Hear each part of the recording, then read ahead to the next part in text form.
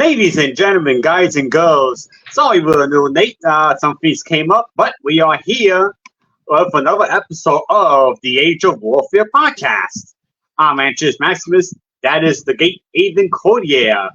And before we get started, how are we doing today, Aidan? Before we get this show on the road, not too bad. It's been, as people know, quite hot over here recently, but not as hot as it was last year. It was horrendous last year. So it's manageable when you turn the fan on and you open the window. That's good. You lie down in shorts and a t-shirt and don't do anything to move around and make yourself warm. But apart from that, yeah, everything's ticking along. I've got a nice long weekend this weekend as well. So. All right, so I got it shared in the groups. So I'm doing well, and today we are continuing our discussion about Africa. We had a really interesting discussion about it last week, and some people enjoyed it. I know Dungeon Dan enjoyed it. Hopefully he jumps in today, because there were a few things we didn't get to cover about Africa. It's such a big continent, and it's not a history involved. So. Yeah, I watched more of that movie we were talking about. Yep. I got to the part where you sent me on a message about the Welsh. Yeah, the song. Yeah, I love that, and now I have the context on it, so that's really cool, man. So yeah, so I was watching a video about Ethiopia. That's a really interesting country, and Ethiopia, and there's a country north of that called, I forget what's the name of it. The country north of Ethiopia. Sudan. Sudan. No, not Entana. It's a coastal country. Right. That's the point. Actually, what I didn't do last time, what I should do this time, is bring up a map of Africa. So yep. Yeah, I'll pull it up real quick. A bit sketchy. Yeah, right where the big countries are.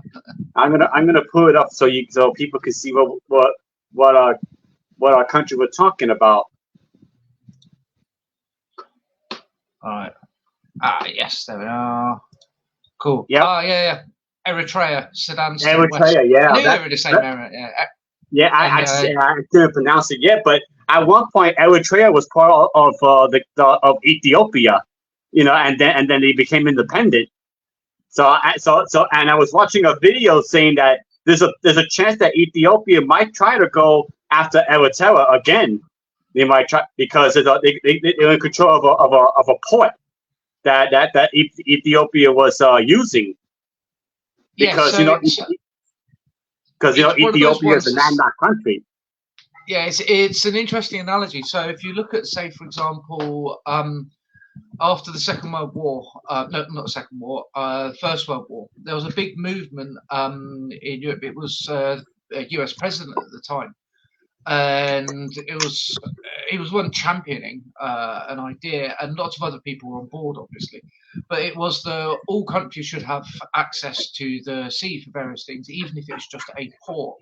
So, as people know, in Poland, you have the Danzig corridor was a big thing. So you had Germany, and then you have a little bit of Germany to the right, which I believe is now a little bit of Russia is up that way as well. So old Prussia, basically. They didn't want to take Prussia off of Germany because Prussia and Germany, the history of Prussia and Germany is quite interesting, obviously, where Germany was essentially formed from Prussian aristocracy coming in after the Napoleonic Wars and later on. So they carved out this little bit for Poland. And the whole reason for doing that is to prevent wars. Ironically, it didn't prevent wars because Germany's like, our country's now split, so it wasn't the best of solutions. But the whole idea of it is that if you have access to the sea, then you can do things like international trade over water. It's a lot easier. You're not beholden to the countries next to you to allow the land traffic through, that you can go through water. Yes, people can blockade on water and everything like that, but having a port is so useful for many, many reasons. And one of the things, obviously, with the Ethiopia and the issues in that region of Africa where they broke up, is Ethiopia is now a landlocked country. So if Ethiopia's east, you've got Somalia, and Somalia is, well, it's called Somalia. It's about 4 different countries at the moment. Yeah. It's a complete mess. So they can't even just try and go across there or do treaties with them. We've got Djibouti, it's that little bit in between, another Yeah. It's actually another country between Eritrea and Somalia. Yeah. Yeah, but obviously because of everything that's happening in Somalia, they're not exactly stable. So Ethiopia's got all of this stuff happening to the east. Then what other countries have got around there? So to the south, you've got Kenya. Now, Kenya, as we all know, is actually one of the African countries that, as we talked about last time, there were some up-and-coming African countries that are very modernised, where they've their corruption levels are a lot less. They're more like corruption levels you might find in stable countries in South America. I actually have a family friend that visits Kenya once a year, and they say is actually one of the better countries in Africa, one of the more developed countries. It's one of the middle class things in the UK is people might take a trip to go on a safari. Kenya is one of those big countries that they'll go to for that. It's quite prominent. Kenya's doing fairly well. But obviously, Kenya's got all of this stuff going on with Somalia on its northern border. Right. But Kenya does have a decent bit of coastline where it can go across. The problems that you've then got in that region is Somalia is famous for its pirates. They ended up in such a situation and with a long coastline where they, instead of having rebel groups wandering around the forests like they have in Congo, all groups in the jungles, you've ended up with them taken to the water. It's the same thing. It's just on the water. There's obviously north of there, as we all know, in the west, it's the major trade route. Both the British Navy and the US Navy have been drawn into that region in large numbers over the intervening years because the issue is getting quite bad. And also trying to get trade from the east to the west because realistically, that's one of the only ways you can get it through. So, but then you've got this problem of obviously Ethiopia needs a way to get to the sea because it can help out a massive trade route. If they got that coastal bit, like the north, where they had a port, they can then tap into that big east-west trade route. And it's like being on the Silk Road at that point. If you could tap into the Silk Road back in the medieval period, right, then you were laughing because you could just trade in general is boosted by having more people trading. The further you go, the rarer your items are, the more you can charge. The basis of capitalism, obviously. So with the region being unstable and with the anger in the region, it wouldn't be inconceivable for Ethiopia to just turn around and go, right, cool, we're just going to invade a country because that's kind of happening all around them anyway, as well. So it's a dangerous position for them to be in. And the Sudan as well is not exactly the most stable of places. So you don't hear much about it in more recent times. But back in, I think it was the 80s and 90s, there was massive civil wars and everything there, which is that whole area was full of civil wars and famines as well. The Ethiopian famine of the 70s and 80s as well was a massive issue. So they're trying to become stable, but they've got, it's like we were saying last time, you're trying to become stable, but you're surrounded by all of this instability. So you're having to concentrate on that so much. But you need a way of getting money in to do that. So you need to tap into a trade route, which then creates more instability with that. It's a very interesting point that you've brought up about that specific region having that issue as well. And obviously that all stems back from 1938 when Italy invaded Ethiopia and actually barely won. The funny thing about Ethiopia is that if you go all the way, let's say you go all the way back to the Bronze Age, that was where they say the kingdom of Punt was located around around the country of Ethiopia. You know, it's the back when Egypt got invaded by the Sea Peoples, it was all along that coast as well. So Punt was like Egypt, it was just further away. Punt. Because Egypt, Egypt, there was one thing they might not. That was incense. Yes, incense. And so, but they couldn't make incense on their own. they have mirth, but then to get the good incense, they had to import for the kingdom of Punt. But there's been a lot of conflicting history whether Punt was a real civilization or it was just something in the imagination of the Egyptian people. You know, if you really look it up on YouTube, yeah, there's some pretty good conspiracy theories about Punt. It's kind of like I mentioned, was it last week or the episode before, about in sociology where your identity and your kingdom is created from those from the outside. So yeah, it's in that position of we don't have enough evidence to say that they were Punt and they made themselves that way, or whether it was the Egyptians went, well, that region is that, and those people are relatively similar, therefore we're going to call them that. In the same way, the Romans split up the Celts into different areas, where actually Celt is just an invention of the Romans. It wasn't Celts; it was just many tribes who were relatively similar at various aspects. So it wasn't actually one group. So there's a high potential for areas around the south of Egypt to have that type of thing, where you've got a lot of tribes who are fairly similar, share close cultural connections, but aren't formed into a higher level in a formal way, maybe in a slightly less formal way. So this with the Zulus as well, it's quite interesting, the Zulu history as well, that they were exactly the same. They were a group of people, they were known as the Zulus in general, but it wasn't until you get to that point in the 1800s where you get the king come along and just go, right, cool, I'm going to unite all the tribes, and they are going to be the Zulus because of external pressures. Obviously, they became a specific thing as well, which is why now, since then, you've got parts in South Africa and all of the other countries around there where you don't actually have a Zulu nation anymore. Natal Zulu is a place that wants other bits of it. They want to recreate themselves as well, which is no different to, say, the Kurds. It's another example of a group of people who are known as a group of people but don't have a country. They're across the edges of all of the countries as well. So it ties in with all the different parts of the world and state formation as well. You get these groups of people that are known as a group of people, but there's no country to speak of as we think of it in modern times as well. The more medieval type idea. Right. Now here's the interesting thing, Aidan. You remember Africa, right? You remember most of Africa, you could say, was colonized. If you look at back in history, Ethiopia was one of those countries that never got colonized. Ethiopia never really got colonized by Europe.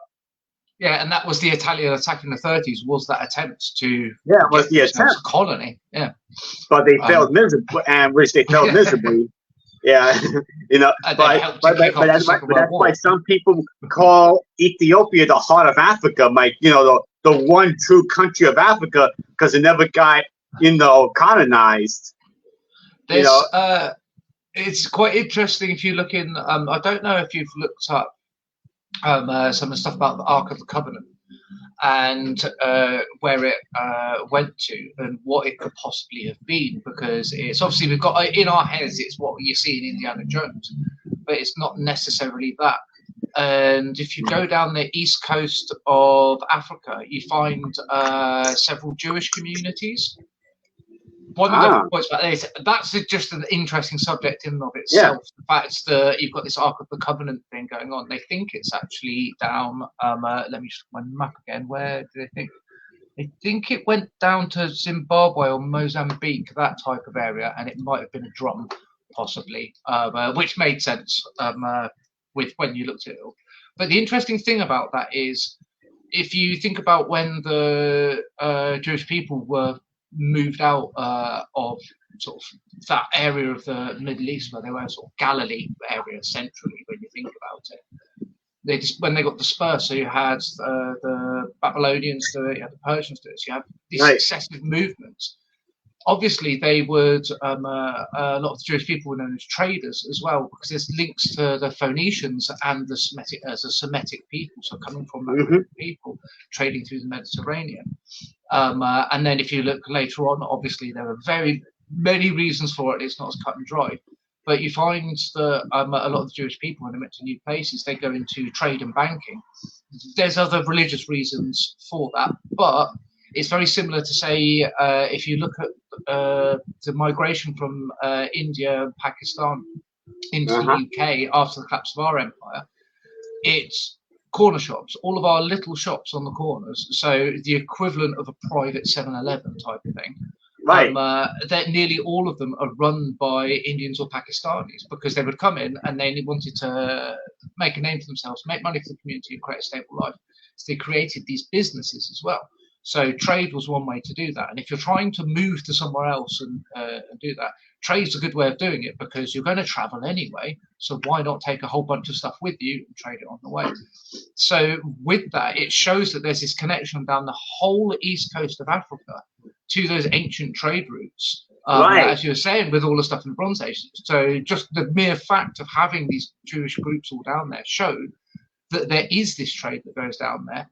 And they were part of a greater global trade at the time, more than we think of. This goes back to our initial question of stuff that we don't know in the West that we really should know, and why don't we know it? Yeah. A fun fact, Aidan, you ever heard the expression "the Horn of Africa"? You heard that's Ethiopia and Eritrea and Somalia make up the Horn of Africa. In case you wonder what the Horn of Africa was, that's what it is.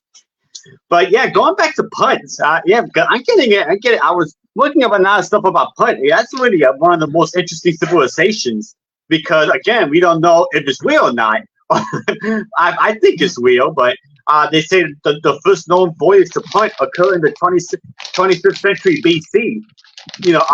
Under the pharaoh Sharu. So yeah, I mean, you're going back all the way to the 2500 BC. Just for the putt.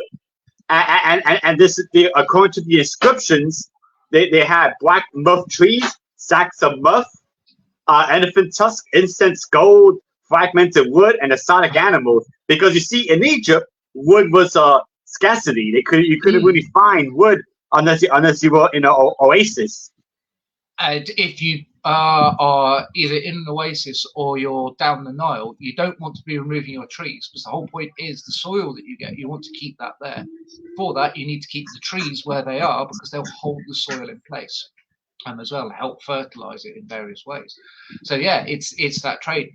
Similar to Byzantium being set up by the Athenians as a logging colony. That's how they ended up there, and that's actually the original start of what we have known as Constantinople and Byzantium and so on.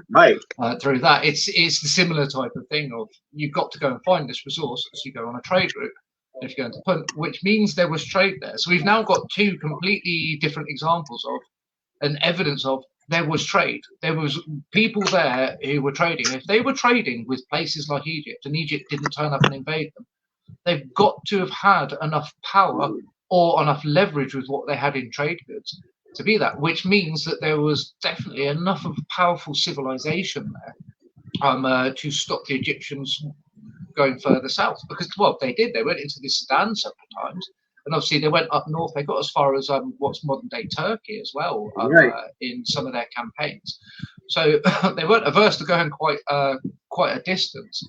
And if you think about the way that the rivers work from the Nile when it's coming from inland, so the source of it, that's when you're getting into Sudan. And you've then got rivers that go out through places like Ethiopia and then Eritrea, Djibouti, Somalia, all of that. That's where the rivers get to the sea.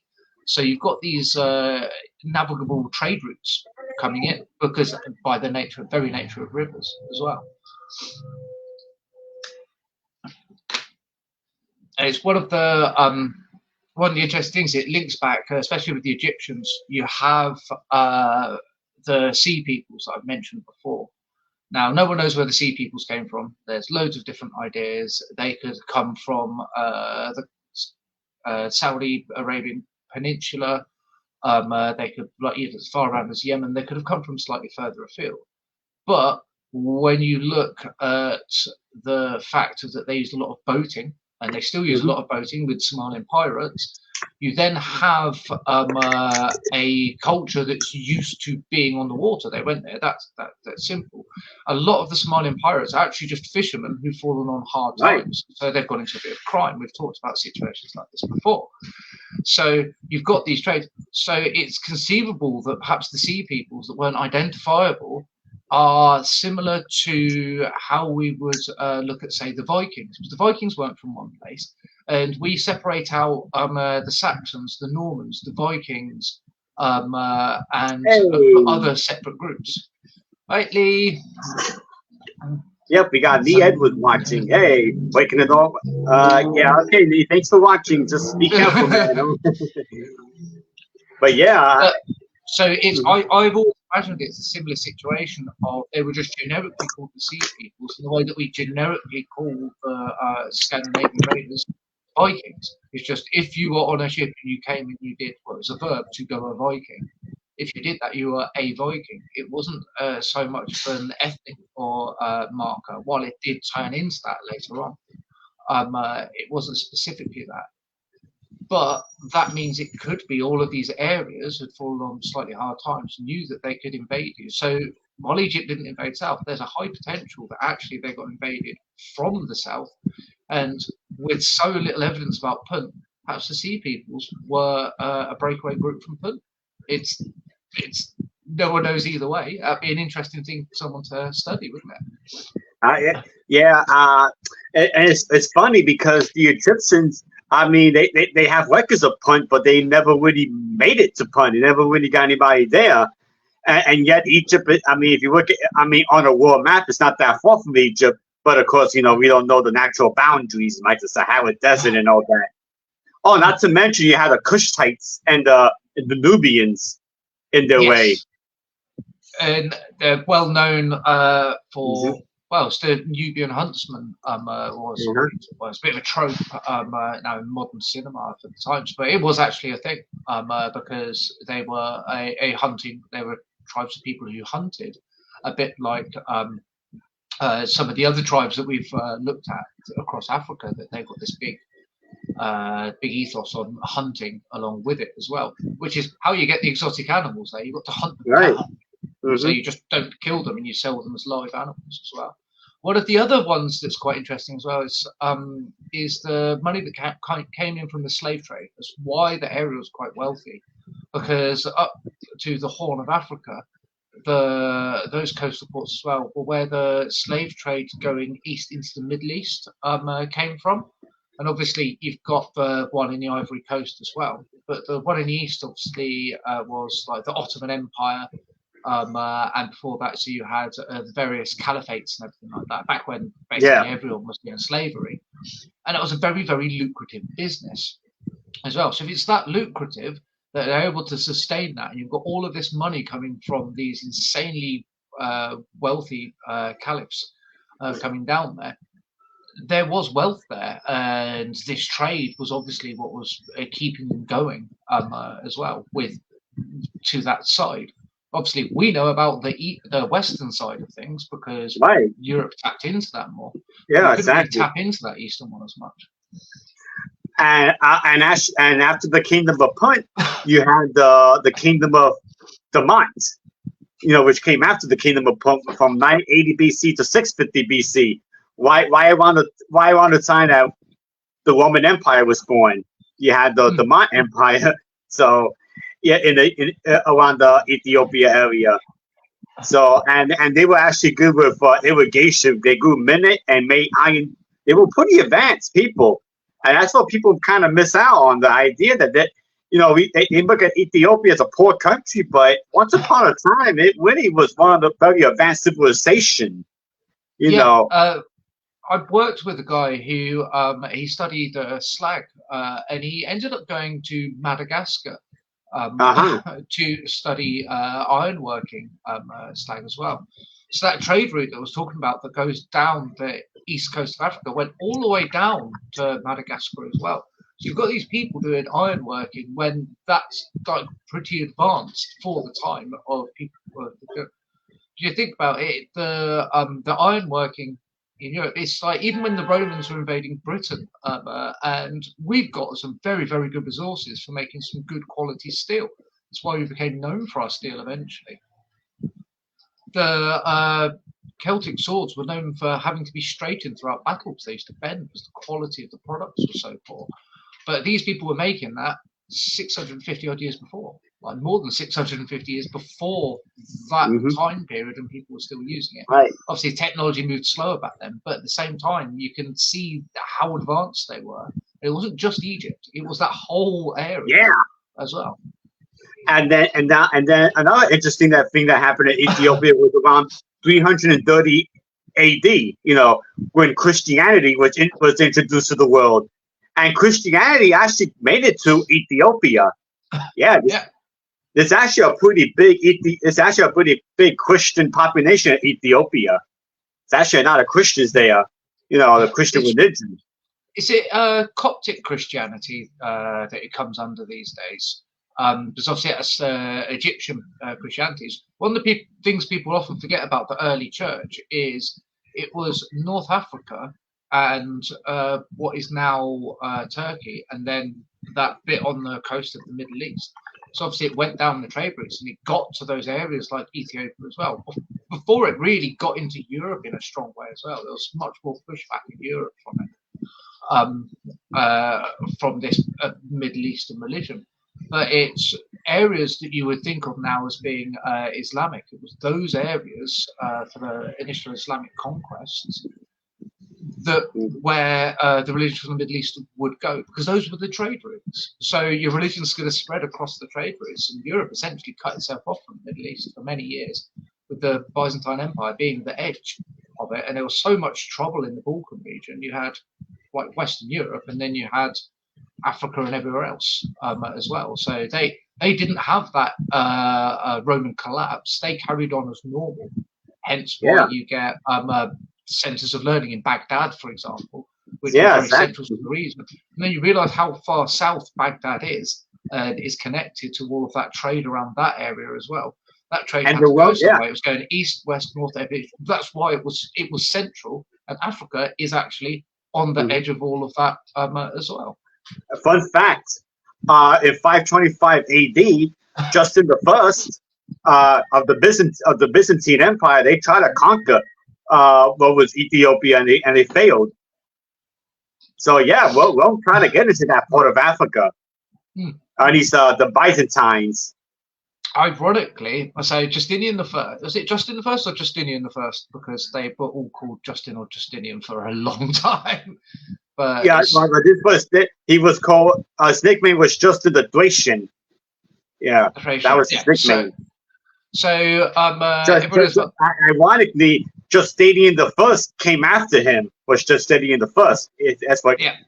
The one that we all love and we glorify when it comes to talking about the Byzantines. So one of the interesting things with that comes in with Justinian the First. Is obviously, this is where the Black Death really enters Europe as well, and it enters Europe through trade and through incursions into Africa. Where are they going in Africa? Well, you've just hit the nail on the head. That's where they're going in Africa, and you have these certain spots like Wuhan in China is a known spot where you get this area where stuff like that comes from, those types of things, which is why a lot of them come out of Wuhan. There's one in the US as well, and there is one in Africa, and I think there's another one in Asia as well, but I can't remember where. So you've got these different areas where these things come from, where they could have been brought in. So obviously there's potential that it could have come through trade with China, but that seems a little far away. It's much more logical that it comes from Africa through that trade, which means they had to have a serious number of people going backwards and forwards and enough trade. Otherwise, it would have been small outbreaks of plagues and diseases. It wouldn't have been the full-blown epidemic that we saw as well, which is yet another thing. If you actually look at a little bits of African history and tie it into what we know from European history, we can see that there's all of this trade, that we just ignore all of these connections as well, because we tend to be focused far too far north in Europe especially. All right. We've been talking about Ethiopia not, and that's not a bad thing because there's just so much history contained in that one country that people. But we got to move on to somewhere else because there's other parts of Africa. Uh, another thing I was working on was the Ivory Coast. Yeah, the country. Yeah, the amount of wealth in the Ivory Coast. It's really a lot of wealth, but the thing is, a lot of wealth, right? A lot of wealth, but it's really the battle of the have and the have-nots. I mean, if you have the wealth, you're really, really good, but if you don't, yeah, you're suffering. And there's been a lot of what they call modern day slavery, working in the diamonds, because the Ivory Coast is popular for diamonds. Yes, the whole blood diamond thing. Blood diamonds, yes. Yeah. Blood diamond does show that quite well. And it reminds me of the James Bond movie, Diamonds Are Forever, if you're a James Bond fan, which I happen to be. Oh, I have watched all of the Bond films many times. I just try to separate them in my head. It's a nightmare. Yeah, that's the Sean Connery film. One of the greatest Bonds ever. Yeah, although the funny thing about that movie is only part of it takes place in Africa. Most of it actually takes place in Las Vegas. So Oh, there's one thing talking about the Ivory Coast. Give me a second.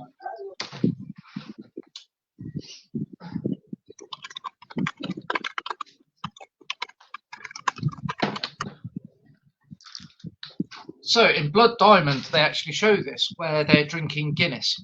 Guinness is incredibly popular along the Ivory Coast, and in fact is one of the major places where they actually sell and serve Guinness, and one of the major export places.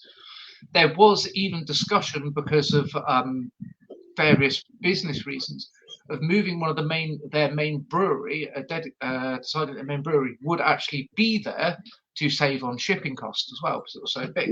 And I just so happened to have the foreign export Guinness Stout sat on my desk. I just got it from the kitchen. Nice. And this is what they would drink on the Ivory Coast as well, and it's bloody lethal. I mean, it's still made in Dublin, obviously, but what's the percentage on this thing? 7.5%. It's that's why you have it in small bottles, because it's bloody lethal. But it's very nice. But it's one of those weird, bizarre connections. But then those trade routes, it's obviously the sailors would turn up, and they'd have all of their stuff as well. And hello, Dungeon Dan. He said pirate territory. Yeah. Hello, Misfits. Hey, hello, our fellow Misfit. You're missing out about Ethiopia. So if you want to catch up on the Ethiopia stuff, you're gonna have to catch the replay. But the Ivory Coast, it was they speak the main language is French, and of course they got their own dialects of French because obviously the French took over the Ivory Coast. That was a French colony. Have you ever heard? So Ghana, it's British. We call it the Gold Coast. Pidgin English for the language. And I've worked with a few. I don't mention this last episode. I've worked with a few Ghanaians as well, and it's a really interesting language to listen to. It's a bit like, say, Dutch, where it looks so close to English, you feel like you should be able to understand it. When you hear someone speaking Pidgin English, you can understand about half of it. And what's interesting is you said that you've got the French dialects as well. That they've got exactly the same with French. You've got these new languages that were created where you had Europeans come along and with all of this new stuff. Obviously, they didn't have words for the new stuff. So they used the words that were brought along by the colonizers to name it. And that's where you get these languages as well. One of the big examples of this further back in history would be the Norman invasion of Britain when they come along. So before that, obviously, everyone was speaking English because they were Saxons. from that, the Normans came over, and aristocracy would speak French, but they wouldn't speak English. There's a big divide between the two. However, the languages then melded, which is why our language is half Germanic and half Romance language. And the best comparison is with meat, because the animal names, because they were the names that the farmers would use, they spoke English, so we named them after those. But the meats, because it was the rich people that would eat the meat, the names for the meats actually come from the Norman French, which is why you get a lot of differences between the two. It's why we call it beef. Yeah, it comes from ox and cow. They're two separate words, whereas beef is almost exactly the same as the French word bœuf, which is the same thing, because it was imported over due to displacement of the aristocracy and how the language then melded together. So obviously you end up with the difference between the animals, because they were cared for by the English and named English names, the meats, because they were, or the better ones were eaten by the aristocracy, they are named by the Norman French names. You get exactly the same thing happening, obviously, along the Ivory Coast, obviously later on, where we've taken our languages there, but they don't have names for certain things, so they've just added them into their dialect. So you can hear like a sentence and go, well, that's English. And then the next sentence, you're like, well, what's that? But absolutely no idea what that sentence is, because it's actually the whichever predominant African language of that area is that it got mixed with. And then you'll hear other sentences where you'll catch every like second or third word because of the same difference. So you essentially have multiple different languages, which is where I'm sure we've all read lots of fantasy books in our time, and even sci-fi books do this as well. We have a trading language that people use one language for trade. In the modern world, that's English. Everyone uses, the reason people know English is because that's the language of business and trade. So everyone uses that language. Mm-hmm. In the same way that they would use, say, Pidgin English or Pidgin French, is because that is the language you can communicate with more people, because it's a trading language. It's a way of communicating to the biggest group of people. Whereas obviously, if they go back into the more local languages that they have, they will still speak those local languages. But obviously, you get to a bigger city, it's all going to be Pidgin. Or quite interestingly, their English has some loan words in things that they say as well. So when you hear people from especially Ivory Coast speaking, it'll be English. Like, all right, cool, this is in English, and then there'll be the odd word here or there. Like, right. Mm-hmm. Up specifically, and that's it, because there's variations. Obviously, even within the Pidgin English itself, there's variations between it, which, from a linguistic perspective, is incredibly fascinating as well. Yeah, right. How the trade worked as well, because it's as if we're going back to so many times that if you follow the trade routes, you find so much more.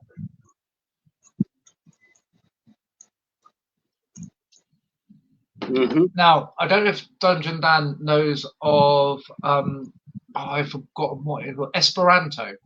You heard of Esperanto? Yeah. Yes, the auxiliary language. That less than 1% of the world knows how to speak. Yeah, that one. It was artificially created to fulfill that niche of this would be a trade language. Everyone would speak Esperanto and whatever language that they spoke natively. So everyone would be able to communicate. And then that would change from English being the major communication language.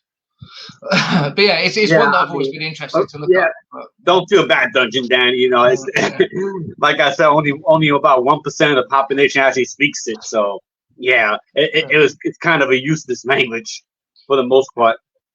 Now the funny part, good idea. Now the funny thing is, Aidan, you go back to the Ivory Coast. I'm going to go a bit of a tangent here, because if you ever play Rome Total War Barbarian Invasion, you can play as the Bubbers. And that's where the history of the Ivory Coast stems from, the North African Berbers, the traders. I have to go back to trade, isn't it? The interesting thing about it is, as we've mentioned a few times, obviously, the Sahara Desert is a big block of you can't go Yeah, across it unless you're a just Berber. like And the just Berbers like really didn't give a Afghanistan. crap, which is why they were able to do all of that trading. That's how you get these connections coming in. Yeah. Mm-hmm. Yeah, Pretty much. that's the quickest way of getting into the 1%. Now we understood the joke, don't you? And yeah, you'd be the 1%ers. I totally understood what you meant. But yeah, the Ivory Coast. That I was reading up the history. We really don't know too much about the history because the remains haven't aged well because it's a very humid climate in the Ivory Coast. So it's not a dry heat where things can be preserved. The humidity kind of decomposes skeletal remains much quicker than the dry heats in Egypt or Ethiopia, for that matter. Well, one of the interesting ones as well is, and it's partly due to just general climate change over the millennia. But Ghana was north of where Ghana is now. It actually shifted and got close to the coast, and then they lost the territory north of it, which is, let me just double check, which is now Burkina Faso. That sort of area as well. But you could see where the Europeans went into the Ivory Coast because they're just straight lines. They look like US states. It's like, right, let's draw a line here. But it's we've got Liberia is another fascinating because it is an African country, but it's not an African country because it was a US it wasn't a colony. It was freed slaves who wanted to go back to Africa. And they essentially just set them up with a place, and that's where the country literally comes from as well. Hence their flag looking like it does as well. And then they split from the US and then stopped letting people in, which is bizarre when you really think about it. But saying that, I did read a story the other day. I think I can't remember which country it is. That has said part of the way they want to build themselves up is they want to attract people from foreign countries. So they tapped into some of the US political debate of they looked at the far right racist groups telling black people go back to Africa if you love it so much, and then some of the black groups saying obviously we need to keep our connections to Africa and going back and keeping that connection. They tapped into it and they announced I think from reading it, it's something that they've been doing for a long time, but hasn't become. It sort of becomes prominent occasionally. But Black Americans do not need. They get an instant pass on their visas and passport. They can just become a citizen if they just turn around and go, "Yes, I'm a Black American." They're like, "Yeah, you can come straight in." Because of that, wanting to build up, one of the quickest ways to do that is to gain the talent from somewhere. So the US, even with its problems, even with the problems in the education system in general, the university education is top notch. It's amongst the best in the world. We're all set up there with fancy universities. So if you've got that university education, then you're quite the person to come over. Yeah, Aidan, I want you to pay attention to the flag of Liberia. I mean, here's the flag. Let's see, it should pop up any second. No connection to the US whatsoever. Clearly. Absolute connection to the United States. And funny enough, the main language, the only language they really speak is English. And another thing, Aidan, Liberia, Liberia is short for liberation. Yeah. It's an absolutely fascinating experiment that they that they did, and the fact that it's still there. I mean, it then became exactly the same as all the other African countries around it. It's what we're talking about, the influence of other countries around it and the corruption in the area. Because obviously there were already people there. They tried to pick a spot where there weren't as many people, but there were already people there that became part of this. And so all of that, the issues that Africa's having along the Ivory Coast, with as you say, if you've got money, it's fantastic. But if not, you'd stand a high chance being essentially a modern day slave within that area. But then that goes back to the cultural traditions of. This is one of the weird things. As soon when it connects to Europe, and we were using that area to buy the slaves from, encouraging the slave trade, they were still working on a similar principle to, say, the Romans, where they would go out and you'd win a battle and you'd enslave the people that were left and sell them into slavery. They could buy themselves out of slavery at some point. They could manumission, where they were let out of slavery, and everything like that. So it was more, obviously slavery is never nice, but it was more akin to signing a contract with a business where you had to work for them for X amount of time and you couldn't leave that business until that amount of time. Now, those African tribes where they would enslave people, it was in that same way. They would win a battle against a neighboring tribe and then they would enslave the people that survived the battle, and then possibly the remainder of their village if they'd captured the village. And do that. It was Europeans coming in to then buy those slaves, which meant that it didn't get past that point of slavery. It went straight from that original type that we thought of to the horrendous conditions, obviously, within the slave trade, the triangle trade, and that cultural influence obviously never left because there was no reason for it to. It's what we talked about last week with the disruption of everything being short-circuited as soon as the colonizers came in and disrupted everything. So you've still got that as part of a traditional tribal thing within, if you go into that they've never gotten rid of as well. So when you go into certain areas, socially, it can be seen as justifiable, hence why you get these diamond, or the whole blood diamond thing, where they're enslaving people to do that. It's like, we attacked your group, we won, so we're taking your people and we're forcing them to work for us. That's because that's always how it was done until that point. It's just other nations grew, realised there were other ways of doing that, but it got short-circuited, so it never stopped. It never had that natural, right, cool, there's a better way of doing this, let's move away from that. Because there wasn't. In fact, they had leaning into it was a better idea because we encouraged it, which is where the whole thing then becomes really, really messy, and then leads to some of the issues that they have nowadays, because it's still part of the ethos of certain people in those communities go, well, we don't see anything wrong with this. This is just how the world works. Things don't change, obviously, if you just say that's how the world works, and that's where some of the problem comes from.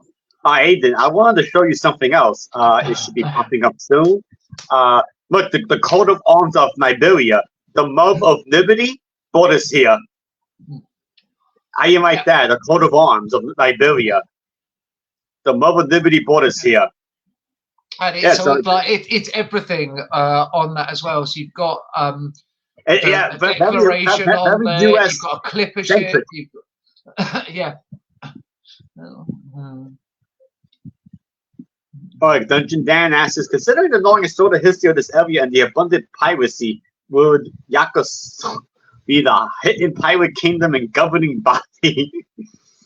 I don't know about that. I don't even recognize that word. Do you fall asleep on your keyboard there, Dan? That's not one that I recognize at all. You gotta sit down. It's going to be a joke I'm being drawn into. Unless it's an inside joke, probably an inside joke. We'll find out in days. But yeah, I mean, and then the country northwest of Liberia, it's Sierra Leone. You know, named after the mountains by the area. Sierra Leone. I don't know if you know too much about that particular country. I just looked that up, Dan, and Dan was being serious. I got confused. I'm like, what? Dan's being genuinely. That's actually an issue. Oh, yeah, I love the Ivory Coast flag as well. It's like you pretending to be Irish or something. It says that's the recognized capital city of the region. Yeah. So you've got. See, this is the thing. The Ivory Coast is actually the colloquial term for the whole coast, but the Ivory Coast is obviously the country between Liberia and Ghana. as well. So that's the capital of the Ivory Coast, which is Yeah. obviously because the region was named after it. That's the central place as well, with the pirate ships. And it's now, you think about it, you've got slave trade and a lot of trade going on. You've got to have pirates. And interesting enough, the Ivory Coast got a population of 30,900,000 people, which is the the 49th the 49th biggest population in the world, the Ivory Coast. So it's not a population out there, but again, it's really a matter of the have and the have-nots. The equality is not the thing in the Ivory Coast. No, that's an interesting one. I don't know any French people anymore. Oh, I think I do know one. I might have to ask them as well if they've. Yeah, because in French it's called Côte d'Ivory. Yeah, but I mean I don't speak French, so but they might. I don't know.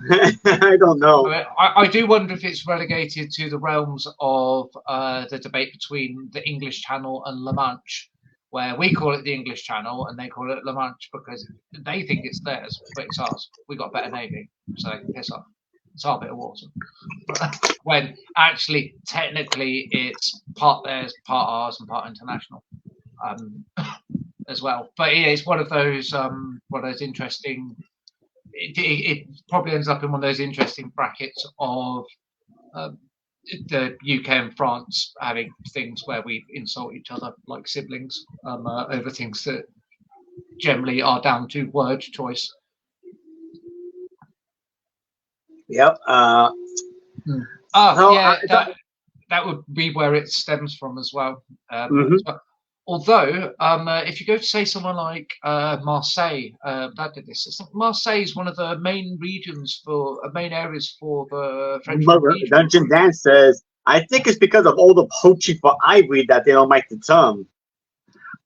That makes sense. I mean, ivory is big in the Ivory Coast. It makes sense. Well, hence the name as well. That's why it was termed the Gold Coast to do with Ghana, because Ghana. Yeah, Ghana's the Gold Coast. Yeah. Yeah. So you've got those regions that are termed for that as well, for that trade. But obviously, gold's not seen as a bad thing to trade, whereas ivory kind of is. As I was saying about Marseille, it's one of the French Foreign Legion's main bases in France, and obviously, French Foreign Legion recruits from everywhere. But they have a big presence in Africa, which was the whole idea of them in the first place. It was their colonial forces at work. And they recruit a lot from the African territories. So if you're poor in Africa and you want to get out of areas that are full of violence, like if you're a young man who's ended up in one of those gangs, you don't want to go down the route of some of the really horrific stuff. You want to go and do something else. And you're from an ex-French colony, you should go and join the French Foreign Legion. My dad was staying in Marseille. He worked there for a bit, and he said, "Yeah, they're a weird bunch. It's soldiers have got a bit of a reputation from any country. When they're in a bar, they'll have too much to drink, and then they'll start fights, and generally be like. But then they're soldiers. What do you expect?"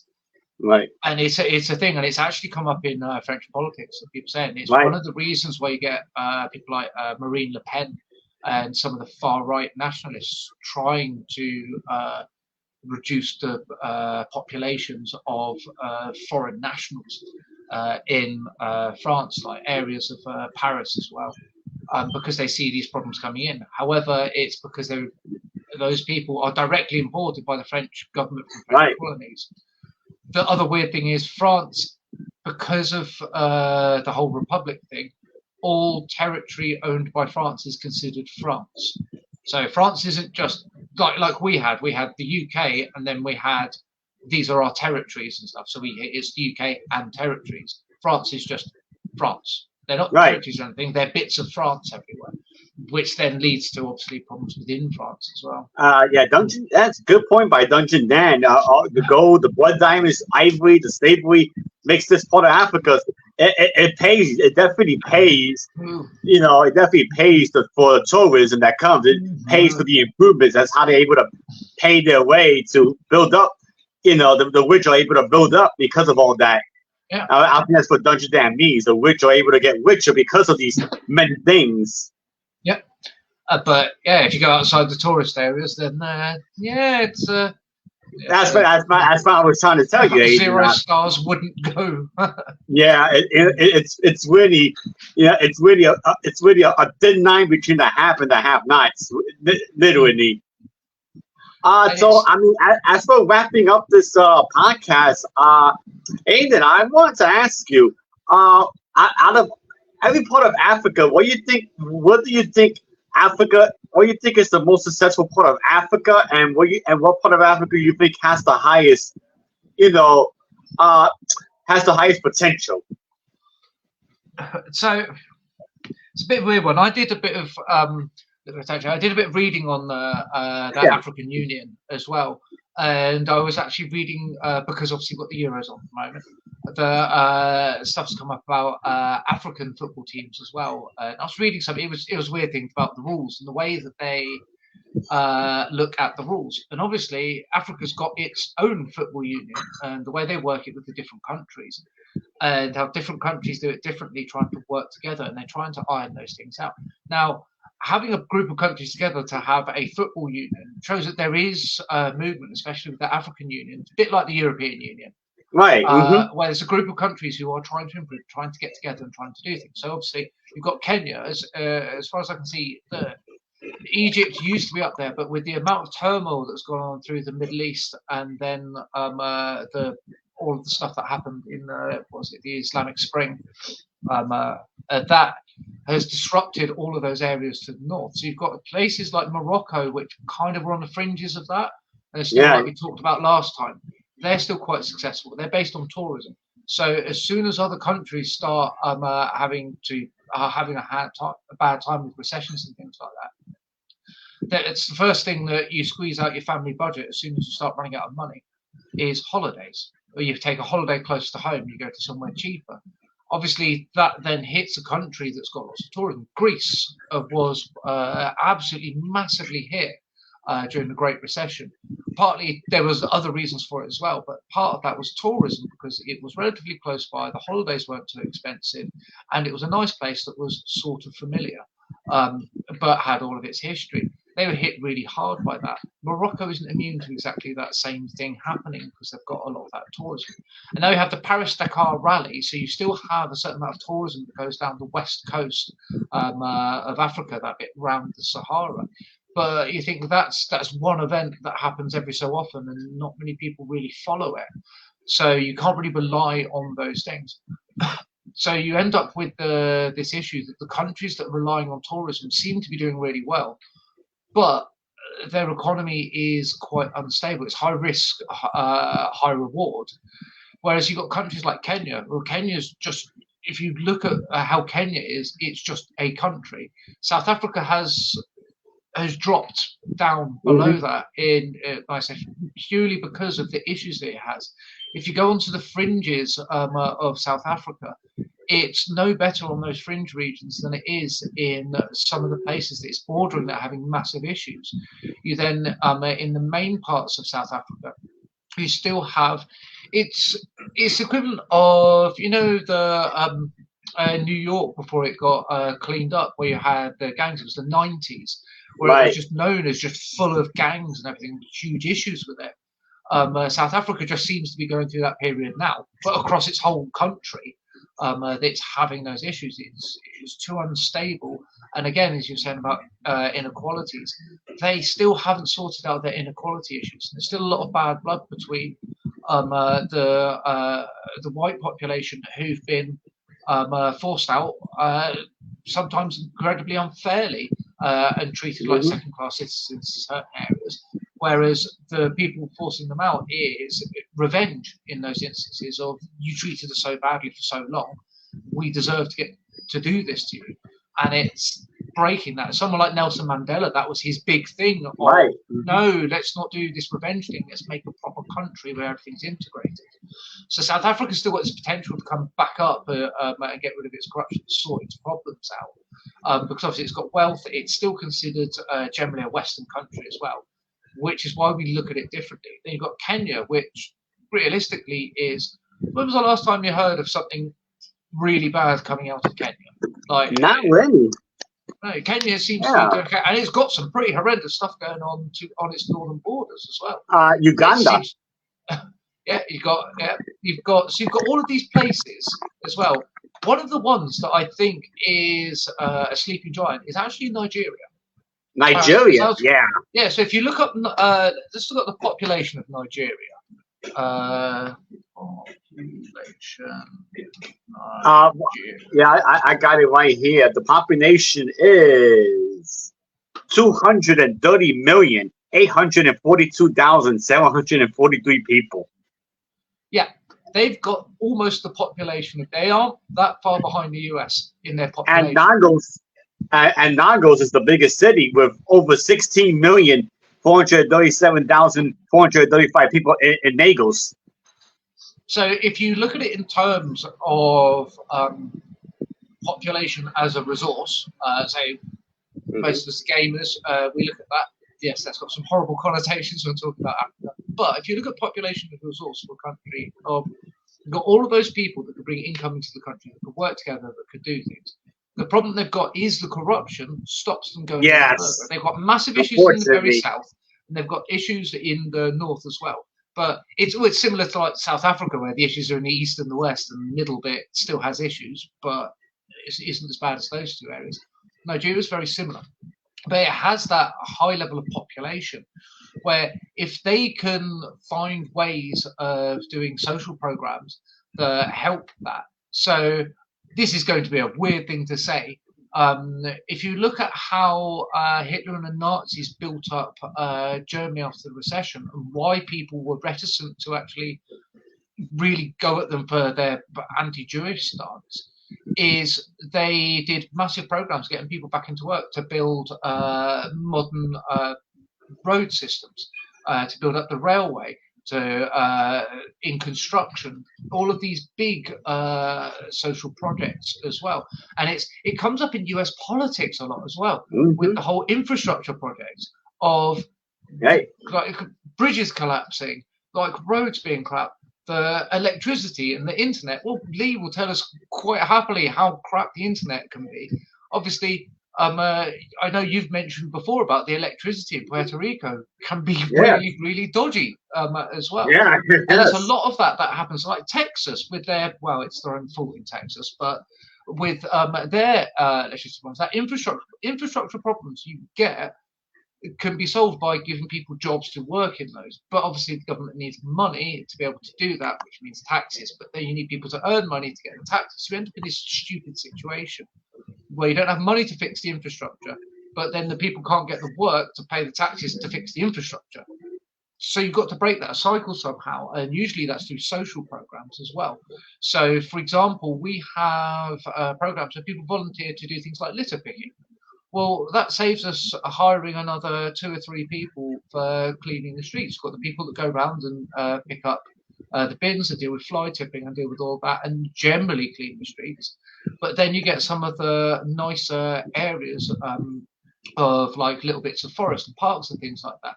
You know, teams of people who just turn up and volunteer, and now do a little bit of that. I'm sure we've all seen stories of people going to beaches and clearing them off for people. Those social projects that they could do, if they start those, it gives people pride in their community. It gives them a way of moving forward. It then means like, oh, cool, we've got this. You build that up. That then gives one of the other social ones is right, sorting out. Right, the village's got dirty water. Right, cool. We'll get together. We'll sort out a well. We can contact aid programs, get that in there. We can sort out and contact the aid programs for schools. We can get those in there as well and build them up.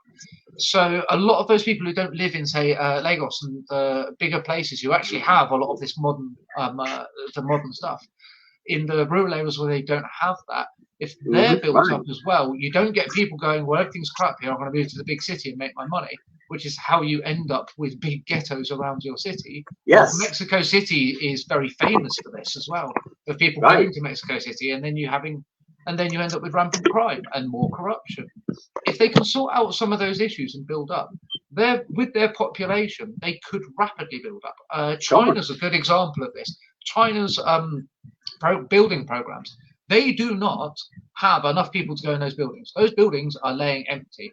Some of the roads they're building are absolutely crap. It doesn't actually matter. No one's using them. But it's giving people purpose. It's giving them something to do.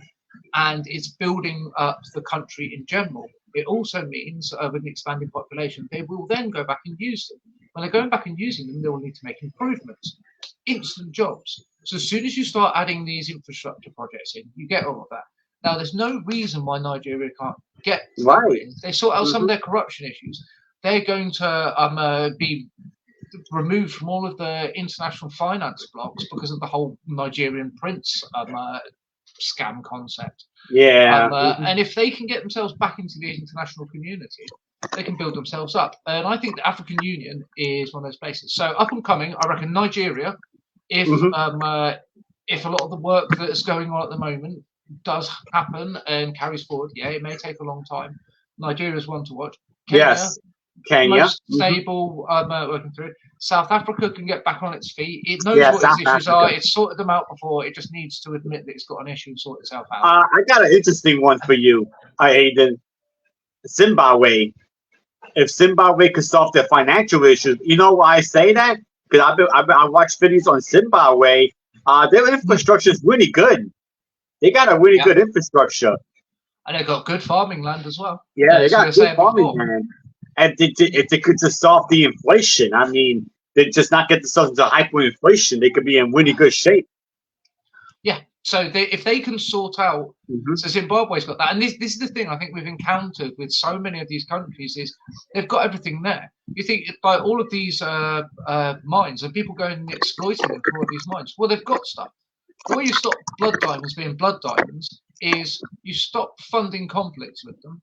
And you stop treating the people like crap and enslaving them. You start paying workers. Now you have a going concern of a diamond mine. I think we'd all do a lot of things to get a diamond mine. But imagine just walking into like somewhere, chatting to someone you hadn't seen for a few months. I now own a diamond mine.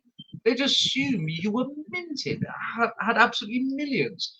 And that's the thing. There are these going concerns. The biggest problem that I think is going to hit the African Union is they need to do it for themselves.